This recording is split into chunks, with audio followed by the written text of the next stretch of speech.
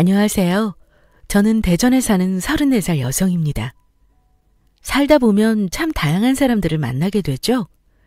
그중 내게 해를 끼치는 사람도 있지만 내게 은인 같은 사람이 있기 마련입니다. 제게는 남들이 들으면 놀랄 만한 특별한 인연이 있어 사연을 신청하게 되었네요. 겪지 않으면 믿지 못할 제 이야기 들어보실래요? 저는 20대 초반부터 아버지가 하시던 사업을 도왔습니다. 정확하게는 사업체를 물려주시기 위해 일을 가르치신 거라고 봐야 하죠. 국내 화장품 업체들의 하청업체로 마스크팩을 생산하고 유통하는 회사였습니다. 제가 20대 후반에 본격적으로 경영을 물려받고 자체 마스크팩 브랜드를 만들고 홍보, 판매하면서 3년 만에 매출 1,000억을 달성하기도 했어요. 아버지 세대와 달리 다양한 판매 유통망을 모색한 결과였죠. 해외 시장에서 한국 화장품이 인기를 끌면서 수요가 늘어났고 홈쇼핑 및 자체 인터넷 쇼핑몰에서 판매를 했거든요. 30살이 된 어느 날 CEO 모임에서 만난 지인이 좋은 사람이 있다면 남자 한 명을 소개시켜줬습니다. 연애의 연자도 모르던 저는 혹 실수를 할까 긴장하며 소개 장소에 나갔더랬죠. 안녕하세요. 소개받은 박상욱 변호사입니다. 반갑습니다. 저는 최미연입니다. 서울에서 대전까지 멀리 오시게 했네요. 아닙니다. 이런 미인분을 소개받는데 제가 당연히 달려와야죠. 사진보다 실물이 더 아름다우시네요. 화장품 회사 운영하신다고 들었습니다. 네, 아버지 가움 물려받아서 하고 있어요.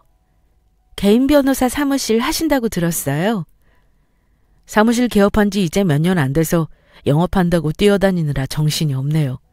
사람들 많이 만나고 다니는데 미연 씨 소개받으려고 그랬나 봅니다. 변호사라는 맞선남은 시원시원한 기럭지에 직업 때문인지 언변이 좋은 사람이었습니다. 처음 소개받은 날 4살 차이는 궁합도 안 본다며 자기랑 결혼을 전제로 만나는 게 어떻냐고 적극적으로 밀어붙이더군요. 그냥 맞선이란 게 어떤 건지 호기심으로 나간 저는 그 남자에게 말 그대로 영업당했습니다. 수려한 말발과 적극적인 열정에 반해버린 거죠. 서울과 대전이라는 거리가 있음에도 불구하고 남자친구는 구애에 열성적이었습니다. 만난 지 1년도 안 돼서 양가에 인사를 드리고 약혼식을 올리게 됐고요. 미연아, 우리 결혼식도 그렇고 신접살림도 전부 대전에서 하는 게 어때? 자기 회사 기반도 대전이고 장인 장모님도 그렇게 하는 게 편하실 거고. 그래도 돼? 오빠 아는 분들이나 시부모님은 서울이니까 불편해하지 않으실까? 서울 대전 뭐가 멀다고. 대부분 축의금만 보내거나 친척분들은 버스 대절해서 같이 올 건데 무슨 걱정이야? 자기는 건강관리만 하고 다른 건 일절 신경 안 써도 돼. 빨리 결혼식 날 왔으면 좋겠다. 혼인신고라도 확 먼저 해버릴까? 최미연 박상욱 거라고 도장 쾅쾅 찍고? 오빠도 참 어떨 때는 못 말릴 정도로 성격 급하다니까. 다음 주에 우리 집에 밥 먹으러 오라고 엄마가 그러시더라. 결혼준비 상의할 것도 있고 오랜만에 얼굴 보고 싶으시대. 시부모님은 저희 친정과 같이 사업을 하시는 분들이었습니다. 자세하게는 모르지만 식품 사업을 오래 하셨고 현재는 시아버지 건강이 나빠지셔서 일을 쉬고 계신다고 했어요. 남편 남동생이 사업체를 함께 운영하며 전반적인 관리를 하고 있다고 하고요. 시부모님은 성품이 너그럽고 친절하셨습니다. 사귀면서 한 번, 약혼식 때 한 번, 이번이 3번째 뵙는 거였는데 예비 시댁집을 방문한 건 처음이었죠. 어머님, 오랜만에 뵙죠? 죄송해요. 제가 대전에서 일을 하다 보니 그렇게 됐네요. 아이고, 괜찮아. 결혼 전에 시댁은 와봐야지 싶어서 식사 초대한 거야. 부담 가질 필요 없어. 어여 앉아. 귀한 걸음 해줘서 고맙다, 아가. 오빠는 일이 생겨서 조금 늦는다고 하더라고요. 제가 식사 준비 같이 도울까요? 아니야. 손님이 무슨 일을 한다고 그래. 여기까지 오는데도 힘들었을 텐데 쉬어야지. 상욱이 아빠랑 동생도 공장에 일이 있어서 조금 늦는다는구나. 우리 여자들끼리 결혼 얘기도 하고 수다나 떨자꾸나. 감사해요, 어머니. 빈손으로 오는 건 아닌 것 같아서 한우랑 장례삼 준비해봤어요. 뭘 좋아하실지 몰라서요. 이런 귀한 걸? 우리도 못해준 걸 이렇게 자꾸 해줘서 어떡해. 상욱이도 어디서 너 같은 복덩이를 데려왔는지. 회사 운영한다고 힘들지는 않니? 결혼하면 시댁 자주 안 와도 된다. 너희들이 알콩달콩하게 잘 살면 그게 효도야. 아참, 내 정신 좀 봐. 목마르지? 아줌마, 여기 마실 것 좀 가져다 줘요. 안 들리나? 아줌마! 어머니 음식 준비하신다고 바쁘신가 봐요. 제가 가서 말씀드릴게요. 손도 좀 씻고요. 예비시댁을 도착하자마자 인상 좋으신 아주머니가 저를 반겨주셨는데 시댁에서 일하시는 가정부인가 보더라고요. 친절하게 짐도 들어주시고 신발도 가지런히 정리해 주시는데 다른 걸 보지 않아도 손끝이 야무지신 분인 게 눈에 보였어요. 안녕하세요, 이모님. 상욱 씨랑 결혼하게 된 최미연이라고 합니다. 물 한 잔만 마실 수 있을까요? 어머, 제가 마실 거 가져다 드려야 하는데 깜빡했네요. 직접 담근 식혜 있는데 그걸 드릴까요? 첫째 도련님 약혼녀라고 들었는데 어쩜 이렇게 귀티가 흐르실까? 식혜 좋아해요. 감사합니다, 이모님. 부모님이 참 귀해하시며 키우셨겠네요. 제가 오늘 맛있게 저녁 해드릴게요. 식혜 먹어보니 먹지 않아도 음식 맛이 어떨지 알겠는데요. 말씀만이라도 감사합니다. 가정부 이모님은 첫인상과 동일하게 따뜻하고 온화하신 분이셨어요. 신기하게도 처음 만난 것 같지 않고 오래 알던 사람처럼 친근하더라고요. 그리고 저를 빤히 바라보시는데 눈빛이 심상치 않다고 할까요? 암튼 어떤 감정이 듬뿍 담긴 눈으로 계속 쳐다보셔서 제가 무슨 실수를 했나 의문이 들 정도였습니다. 시간이 지나자 예비 시아버지 시동생 약혼자가 도착했고 말 그대로 상다리가 부러지게 차려진 식사 대접을 받았습니다. 맛도 일품이었지만 정성이 가득 담긴 음식이라 간만에 과식을 했지 뭐예요. 식사 후 시댁 식구들과 결혼에 관해 이런저런 이야기를 나누고 작별 인사를 하고 나오는 길이었습니다. 문 앞까지 배웅해준 약혼자에게 그만 들어가라 인사하고 제 차에 타려고 할 때였죠. 갑자기 가정부 이모님이 혼자 나오시더니 제 손에 종이 쪽지 하나를 쥐어주신 게 아니겠어요? 이모님, 이게 뭐예요? 아가씨, 여기서 벗어나면 혼자 있을 때 읽어봐요. 네? 전 바로 들어가 봐야 해서 길게 설명 못해요. 꼭 혼자 읽어보세요. 긴급한 말투로 다짜고짜 제게 쪽지를 건넨 이모님은 서둘러 시댁으로 들어갔습니다. 운전을 하고 대전으로 가는 내내 가정부 이모님에 대한 의문이나 궁금점이 머릿속에 한가득이었어요. 혼자 생활하고 있는 오피스텔에 도착해서 주머니에 넣어둔 쪽지를 펼쳤는데 내용을 읽자마자 아연실색할 수밖에 없었고요. 쪽지에는 박상욱은 유부남입니다. 부인과 딸이 있어요 라는 글이 적혀 있었습니다. 가정부 이모님이 거짓을 말하거나 일부러 그럴 리는 없다고 생각이 들어서 한참 동안 내용을 곱씹었더랬죠. 가정부가 저를 빤히 바라보던 그 눈빛, 어떤 감정이 실려있다는 생각이 들었는데 떠올려 보면 연인 혹은 측은함과 같은 염려가 담긴 것 같기도 했습니다. 다음 날 지체할 수 없어서 아는 분을 통해 긴밀하게 흥신소를 소개받았습니다.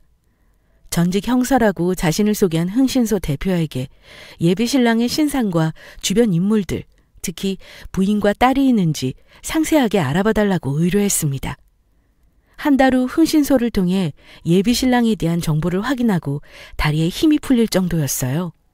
어떤 여자아이를 안고 있는 약혼자의 모습, 그 옆에 있는 어려 보이는 여자의 사진을 보며 배신감을 떠나 충격에 할 말을 잃었습니다. 최 대표님이 말씀하신 대로 박상욱은 딸이랑 동거녀가 있더군요. 혼인신고만 안 했지 사실혼 관계입니다. 동거녀는 박상욱이 다니던 로펌에서 일하던 사무보조였고 대학생일 때 박상욱과 만나서 임신까지 한 걸로 보입니다. 아이는 이제 3살인데 동거녀 부모 밑으로 출생신고가 되어 있고요. 확실히 둘의 관계가 사실혼 관계예요? 그저 아는 사이가 아니라요? 박상욱이라는 남자가 아주 주도면밀해서 주변에 철저히 비밀로 하고 있는 것 같지만 일주일에 한두 번은 그 집을 방문하고 동거녀 아이와 외출을 하는 정황과 3년 전 로펌을 그만둔 이유도 비서와의 스캔들이었다는 걸 로펌 대표를 통해 확인했습니다. 그런데도 비밀로 하고 저와 결혼을 하려고 했다는 말이죠? 말 그대로 법적으로 깨끗하게 미혼인 상태니까요. 문제가 하나 더 발견됐는데 이 자료 보시겠습니까? 자료에는 박상욱이 왜 저와 결혼하려고 했는지 이유가 나와 있었습니다. 조사하다 보니 시댁까지 알아보게 됐는데 말 그대로 사업은 망하기 일보 직전이었고 시댁집부터 재산 전부가 경매에 붙여졌거나 압류를 당한 상태였어요. 어쩐지 시댁 식구들을 처음 만났을 때부터 저희 회사나 사업에 관한 질문을 그렇게 많이 하더니 처음에는 시댁도 사업을 하는 사람들이라 관심이 많나 보다 했는데 알고 보니 제 재력을 보고 어떻게든 빈대를 붙이고 한탕하려는 속셈이었나 봅니다. 심지어 약혼자가 운영하는 변호사 사무실도 재정적으로 어려움을 겪고 있었고요. 흥신소에서 알려준 주소로 동거녀를 찾아갔습니다. 끝내더라도 제 눈으로 직접 확인하고 싶더라고요. 현관벨을 누르고 제 얼굴을 마주한 여자는 이상하게도 덤덤한 얼굴이었습니다. 별로 놀라지도 않네요, 안지영 씨. 들어오세요. 저도 만나보고 싶었던 참이에요. 내 존재를 알고 있었어요? 네, 박상욱이라는 남자 생각보다 뻔뻔하거든요. 다른 여자 만나고 있으면 저한테 말하는 편이에요. 거짓말하기 싫다고요. 그럼 저하고 결혼하려는 것도 알고 있었단 말이에요? 네, 결혼한다고 한 여자가 그쪽이 처음도 아니고 찾아온 것도 처음이 아니라서요. 뭐라고요? 그럼 나 이전에 결혼하겠다는 여자가 또 있었단 말이에요? 지난 6년간 2명 정도 더 있었네요. 오늘 찾아오신 건 박상욱 정체에 대해 다 알고 오셨다는 말이네요. 뭐가 궁금해서 오셨어요? 저요? 아님 우리 딸? 당신 그걸 다 알면서 어떻게 그 나쁜 놈이랑 아직도 만나요? 당신 두고 딴 여자랑 결혼한다고 하는데 그게 참아져요? 그건 제 사정이고요. 저도 처음에는 별짓 다 해봤는데 결국 그 남자한테 못 벗어나더라고요. 그래서 이젠 그러려니 해요. 둘 다 제정신이 아닌 거 알아요? 아이한테도 못할 짓이라고 생각 안 들고요? 진짜 최악의 부모다. 아이가 불쌍하네요. 모든 것을 포기하고 내연녀로 살아가는 여자도 사기 결혼을 하려고 한 그 남자도 정상으로 보이지 않았습니다. 직접 동거녀를 만나고 보니 더더욱 그런 남자와 집구석은 엮이는 게 아니라는 현실감이 느껴지더군요. 미연아, 우리 10월쯤 결혼식 올리는 거 어때? 반년 정도 결혼 준비하면 자기 스케줄에 무리 안 가고 충분하겠지? 오늘 얼굴이 왜 그래? 무슨 안 좋은 일 있어? 당신이란 사람 진짜 뻔뻔하다. 알고는 있어? 그게 무슨 말이야? 자기 갑자기 왜 그래? 자기? 웃기고 있네. 너 36살 먹고 그렇게 사람 사기치고 다니는 거 아니야. 네 딸한테 부끄럽지도 않니? 너 그게 무슨 소리야? 딸이라니. 잡아댈 생각하지 마. 사진이랑 증거 다 있고 안지영 씨도 직접 만났어. 뭐? 언제 만났어? 너 내 뒷조사하고 다닌 거야? 그거 불법인 거 몰라? 당신이 나한테 법적인 잣대 들이댈 수 있는 상황이야? 그런 걸로 따지면 너가 혼인빙자죄지. 내가 너한테 물질적인 걸 받거나 횡령한 게 없는데 성립이 안 되지. 입만 살아가지고. 변호사 능력 왜 이런 데서 낭비하니? 우리 회사 내 재산 탐나서 접근한 거 모를 줄 알아? 시댁이라는 게 망하기 일보 직전에 당신 사무실도 재정난이더라? 돈 보고 아주 의도적으로 접근한 주제 이래도 사기 결혼 아니라고 할 수 있어? 너 아무리 그래도 나보다 어린 게 말 반토막인 거 아니지 않아? 돈 좀 있다고 유세야? 내가 너 털어먹은 것도 아닌데 뭘 그리 예민하게 굴어? 돈 오고 간 거 없었다고 끝이야? 지난 2년간의 내 애정, 노력, 시간은 뭔데? 그건 아무것도 아니야? 이 사기꾼아? 파혼이야. 인생이 아깝다 정말. 아이씨, 진짜 고한현이랑 만나줬더니 말이 많네. 내가 너 재산 빼돌렸어? 솔까 말해서 우리가 결혼했어? 애 낳았어? 무슨 사기꾼이라는 거야? 이 여자 진짜 선 넘네. 막말을 아주 물 흐르듯이 하네? 아름다운 이별은 없다고 하지만 네가 진짜 더러운 끝을 만드는구나. 내가 고아인 게 그렇게 싫었으면 왜 결혼하자고 했니? 웃기네. 네 태생이 그런 게 그럼 자랑이야? 나 이래봬도 변호사야. 잘 나가는 전문직 남자 미쳤다고 과거할 수 없는 널 만나겠어? 네 재산도 솔직히 입양해준 부모 덕이잖아. 어디서 고결한 척해? 마지막 남은 구질구질한 미련까지 한 방에 해소해줘서 잘 됐네. 다시는 보지 말자. 연락도 하지 말고 내 눈에 띄지도 마. 뭐? 돈 밝히는 당신이 더 잘 알잖아? 자본주의 사회에서 돈의 힘이 얼마나 강한지. 나한테 다시 한번 회꼬지 해봐. 내가 너 매장시켜버릴 거야. 네가 그렇게 보잘것없이 무시하는 나한테 가장 많은 건 돈과 힘 아니겠어? 끝까지 추잡하게 구는 약혼자에게 파혼 선언을 하고 집에 돌아왔습니다. 더러운 놈이 힘들게 얘기한 제 과거까지 들추며 뭘 할 줄은 몰랐거든요. 심장이 두근거리며 눈물이 차올랐어요. 당당하고 센 척 말을 했지만 제 첫사랑이자 결혼까지 생각한 남자였기에 무덤덤할 수 없더라고요. 약혼자와 결혼을 앞두고 제 친부모님에 대해 얘기한 적이 있었습니다. 저는 갓난아기 때 베이비박스라고 불리는 곳에 버려졌던 아이였거든요. 충남 논산에 있는 보육원 한켠에 버려졌던 아이. 그것이 제 어린 시절을 정리할 수 있는 말이었습니다. 운 좋게 초등학교 시절 지금의 부모님이 입양해 주셔서 10대 때부터 지금까지 무탈하게 살고 있기는 했죠. 누구에게도 말하지 않았던 과거와 속마음을 꺼내 보였던 사람이 저런 사기꾼의 파렴치한이었다니 제 스스로가 한심해서 견딜 수가 없었습니다. 도대체 지난 2년간 제가 사랑했던 남자는 누구였던 걸까요? 저급한 저런 남자에게 속았다는 게 자존심도 상하고 비수가 되어 한동안 저를 괴롭혔습니다. 친정 부모님께는 의견 차이로 파혼을 했다고 죄송하다고 했어요. 차마 저를 축복해 주시고 기대했던 분들에게 사기당했다고 말하기가 너무 어렵더라고요. 처음에는 충격을 받은 눈치셨지만 너라면 충분히 생각해보고 결정했을 거라면서 결국 저를 위로하고 납득하셨고요. 파혼 후 예비시댁이든 전 약혼자든 다시는 마주하고 싶지도 않고 서울 땅도 안 밟고 싶었지만 저에게 진실을 알려준 가정부 이모님이 많이 생각났어요. 달리 연락할 방도도 모르겠고 무작정 집 앞에서 기다리는 수밖에 없었습니다. 저녁 시간이 지나고 퇴근하고 나오는 가정부 이모님이 보였습니다. 이모님, 저 기억하시겠어요? 아가씨는 알다 마다요. 파혼했다는 소식은 들었는데 여긴 어쩐 일이에요? 이모님께 고맙다는 말도 못한 것 같아서요. 일단 차에 타세요. 집에 데려다 드릴게요. 일부러 나 때문에 여기까지 왔다고요? 안 그래도 되는데 집에 데려다 주면 나야 고맙죠. 몇 달 만에 만난 이모님은 여전히 친근하고 좋은 분이셨어요. 마치 오랫동안 헤어졌던 친이모를 해우한 느낌이랄까요? 제 인생이 그 사기꾼 집안과 엮여서 진창에 빠질 수도 있었는데 이분 덕분에 모면했다고 생각하니 더 고마움이 배가 됐습니다. 그래서 퇴근 후 피곤하실 테지만 차 한잔하자고 부탁드렸어요. 정말 이모님 아니었으면 제가 어떻게 됐을지 상상도 안 가요. 나도 그 집에서 3년 넘게 일해서 그저 입 닫고 귀 닫고 모른 척하고 살았는데 아가씨를 보니 그럴 수가 없더군요.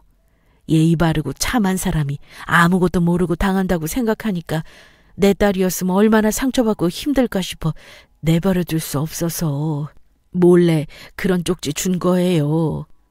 그러셨구나. 따님 있으세요? 얘기하자면 길어요. 딸이 있었기는 한데 지금은 없어요. 어릴 때 시장에 같이 갔다가 잃어버렸거든요. 올해 나이가 어떻게 돼요? 아, 저런. 저는 올해 32살이요. 역시 아가씨 처음 봤을 때 우리 딸 나이겠구나 했는데 동갑이에요.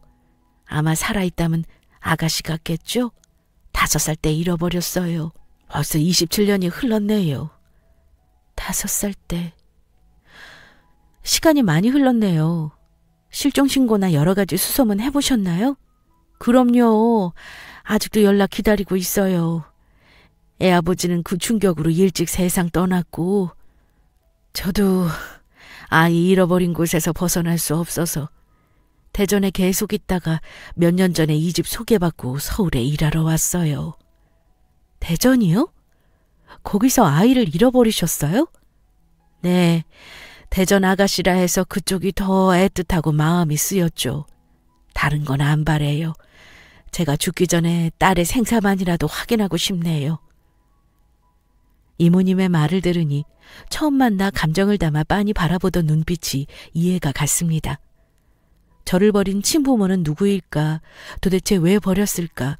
온갖 상상과 원망을 하던 제 어린 시절이 떠오르면서 저와 반대로 아이를 잃어버리고 평생을 그리움으로 사는 이모님을 보니 마음이 아팠습니다.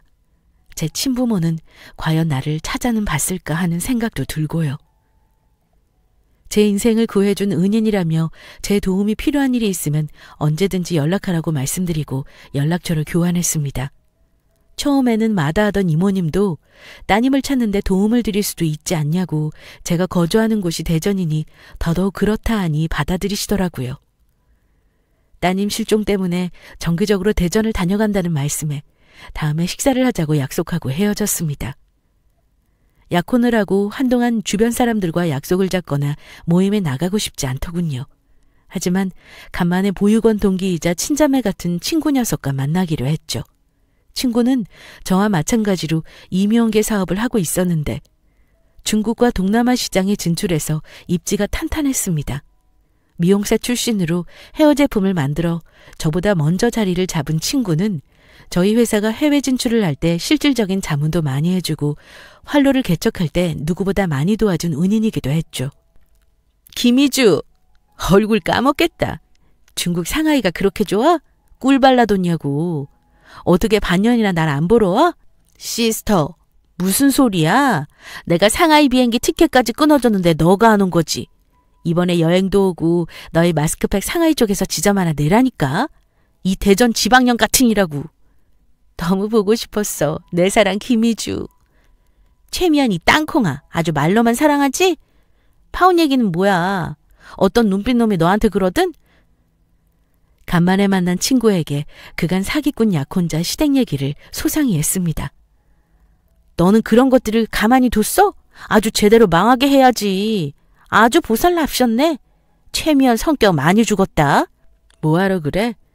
어차피 집안 재정 상황이나 그 인간 상태 보니 내가 굳이 안 나서도 곧 끝날 각인데 뭘.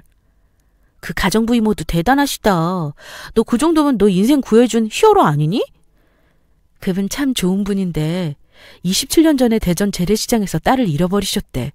5살 아기를. 아직도 포기 안 하셨더라. 5살 딸을? 나랑 비슷하네. 나도 5살에 보육원 갔는데. 맞다. 너도 5살에 대전에서 버려졌다고 했지? 대전 아동보호시설에 얼마 있다가 논산 강경보육원으로 갔었지. 난 신생할 때 버려져서 기억도 없는데 넌 엄마 얼굴 기억나지 않아? 조금 희미하게? 엄마가 어렸을 때 게장 만들어주신 거 기억나고 내가 들고 있던 강아지 인형 정도 기억나지? 거의 30년 가까이 돼서 잘 모르겠어. 넌 친부모님 안 찾아? 나 갓난아기 때 버려진 게 확실하니까 엄도 안 난다고 해도 넌 5살 때니까 부모가 널 잃어버린 걸 수도 있잖아. 모르겠어. 버렸을 수도 있고 잃어버렸을 수도 있잖아. 괜히 친부모 찾는다고 해서 만났는데 만나기 싫었다 하면 어떡해? 2번 버려지는 거잖아. 씁쓸하게 말하는 친구 얼굴을 가만히 보는데 갑자기 이모님이 떠올랐어요. 그때는 내가 무슨 말도 안 되는 상상이냐고 애써 생각을 말았지만요. 친구 희주는 결혼식을 2달 앞두고 있었습니다. 제가 남자 때문에 힘들어서 연애나 결혼 얘기가 진절머리 나기도 해 찐사랑과 연애 7년 끝에 결혼하는 친구를 보니 너무 아름답고 좋아 보였죠. 27년 동안 봐온 친구 모습 중에 가장 행복해 보이기도 했고요. 얼마 지나지 않아서 이모님이 대전에 오신다는 연락을 받았습니다. 그래서 약속대로 좋은 한정식 집에서 식사를 대접했어요. 이렇게 비싼 곳에서 밥 안 먹어도 되는데 내가 뭘 했다고. 무슨 말씀이세요? 제 은인이시라니까요. 이것도 약소예요. 마음 같아선 한재산 해드리고 싶을 정도인데요. 말만이라도 고마워요. 그런데 이런 말하면 실례려나? 네? 무슨 말씀인데요? 나 그 집 가정부 일 그만뒀어요. 아니, 잘린 거라고 봐야겠죠. 일을 잘리셨다고요? 왜요? 결국 사후 부도나고 아예 그 집이랑 재산 될 만한 게 죄다 경매로 넘어가 버리고 길거리에 나 앉았지 뭐예요. 첫째 변호사 아드님은 무슨 기업이랑 일하다가 사기죄로 고소당해서 집행유예 3년 선고받았다고 하고요. 아무튼 아가씨랑 헤어지고 반년 동안 다사다난했어요. 마지막 월급은 주시더라고요. 그래서 그 뒤로 일 그만뒀죠.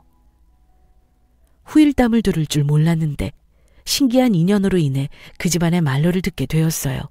예상했던 일이라서 놀랍지는 않았지만 전 약혼자까지 이렇게 안 좋은 상태일 줄은 몰랐거든요.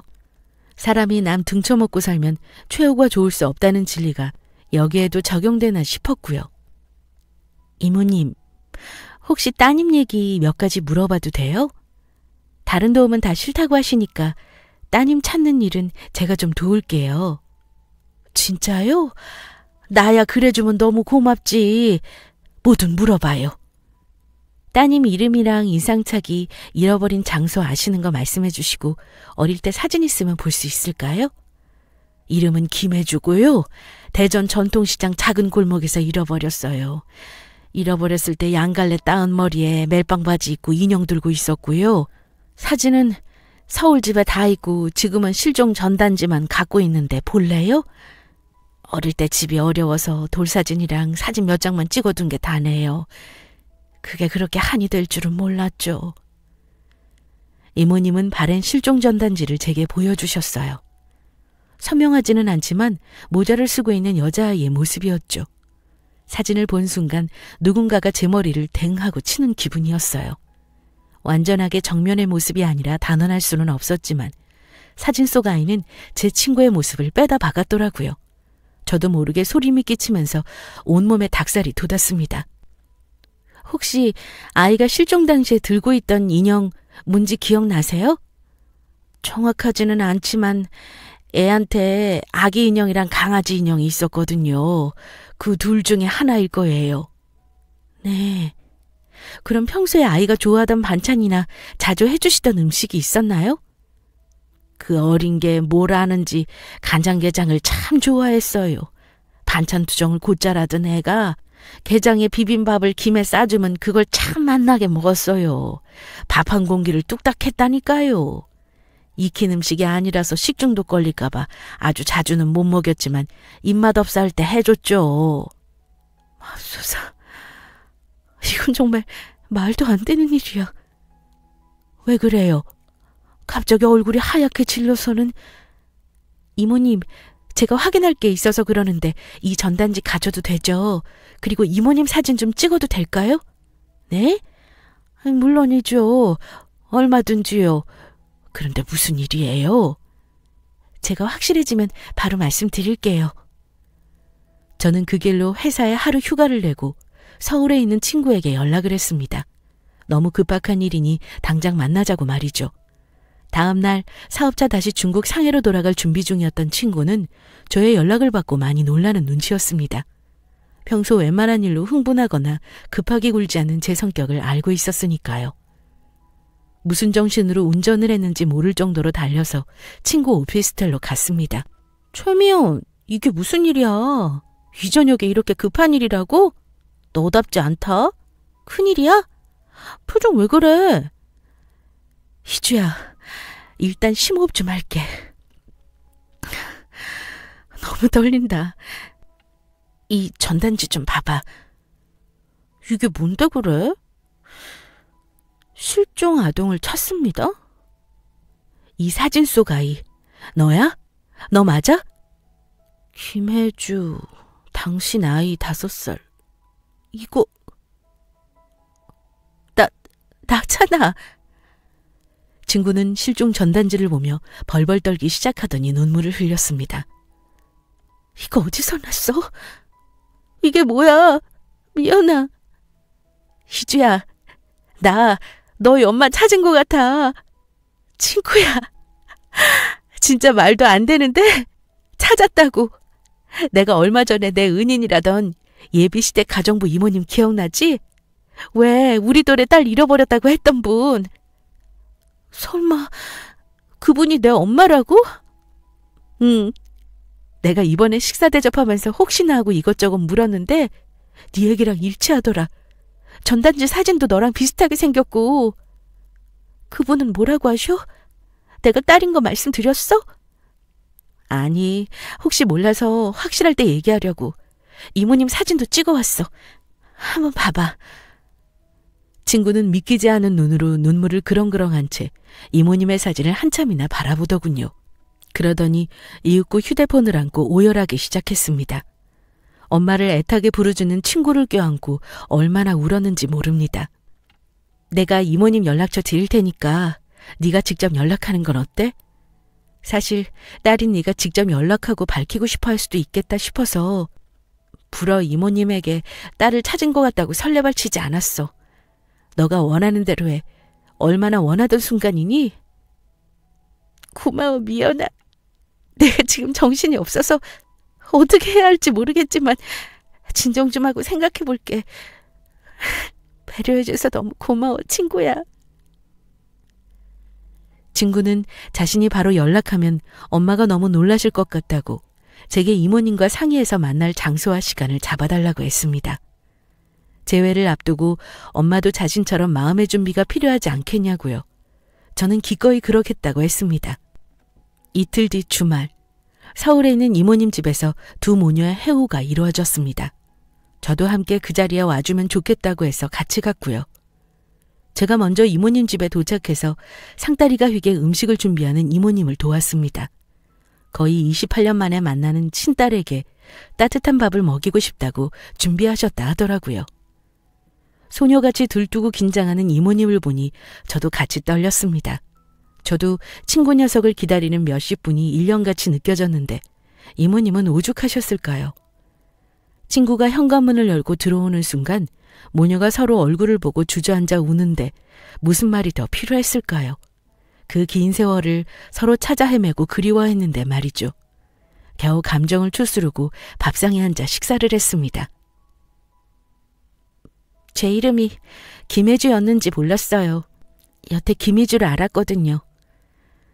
아마 발음이 비슷해서 그런 걸 거야. 한글도 제대로 다 몰랐는데 뭘. 대전시장에서 잃어버려서 대전에만 돌아다니셨구나. 저는 대전에 있다가 논산강경보육원에 갔거든요.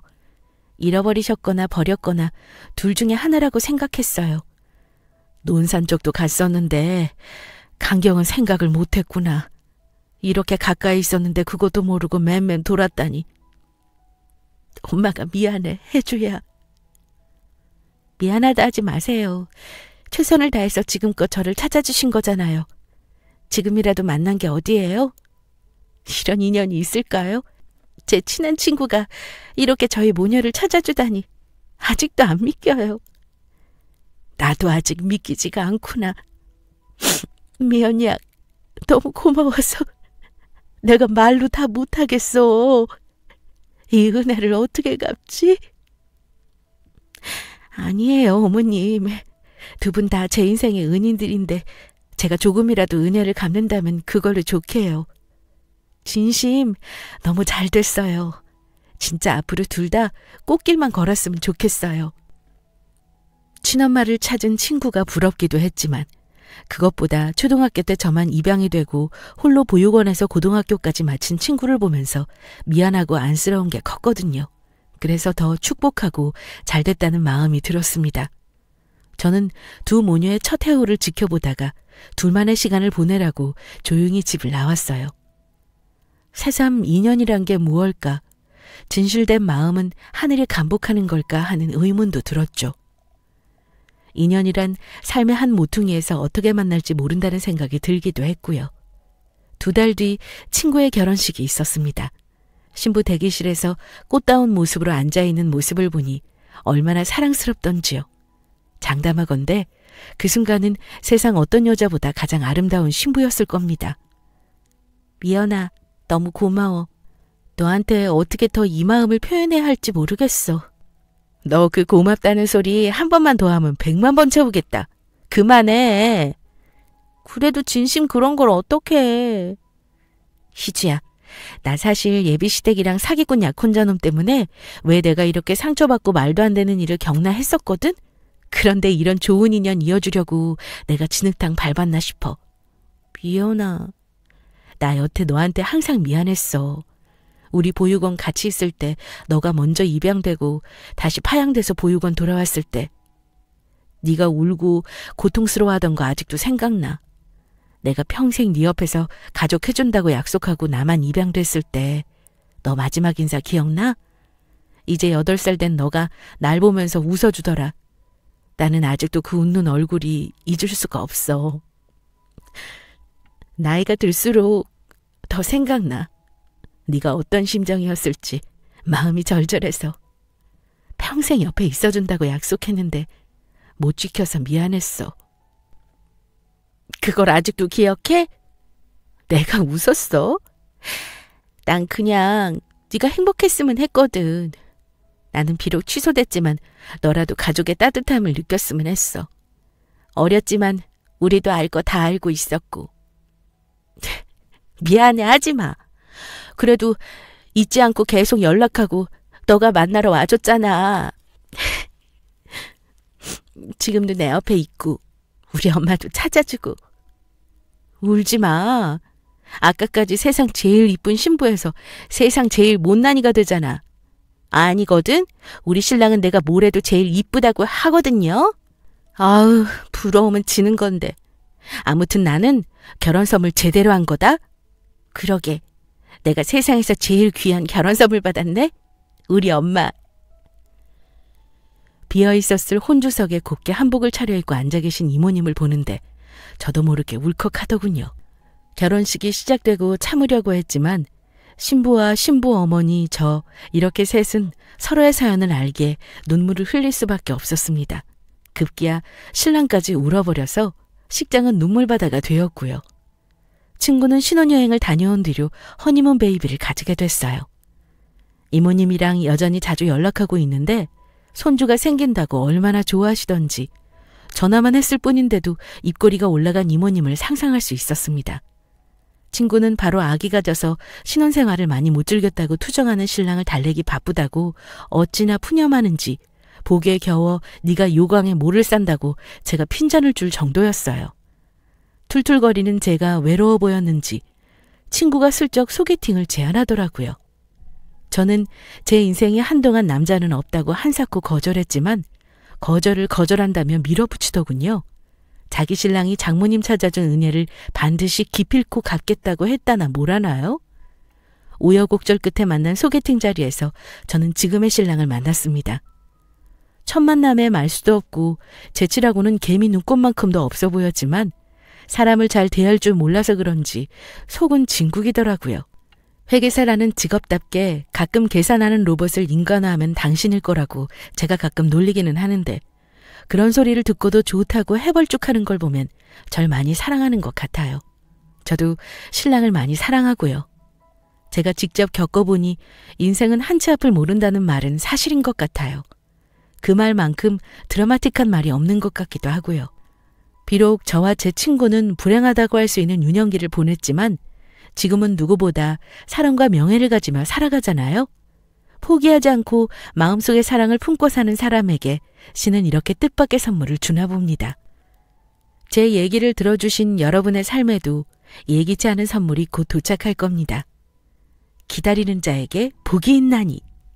모두에게 감사와 행복을 전할게요.